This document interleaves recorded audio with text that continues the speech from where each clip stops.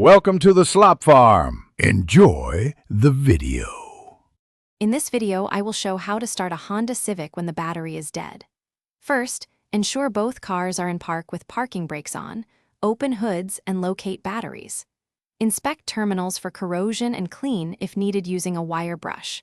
Keep hands clear of moving parts and wear protective gloves. Confirm both vehicles are off, lights and accessories are disabled, and that cables are ready and undamaged before proceeding.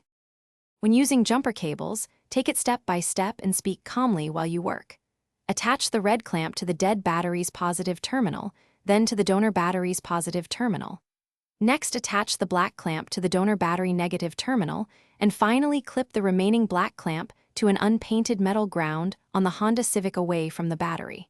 This reduces spark risk and protects vehicle electronics. Keep cables clear of moving parts. With cables secure, start the donor car and let it run at idle for several minutes to provide a steady charge.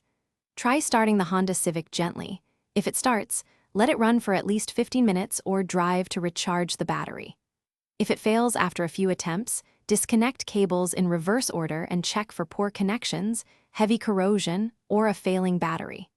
Consider professional help if problems persist or if you smell burning. Thanks for watching. Consider subscribing if we helped you today.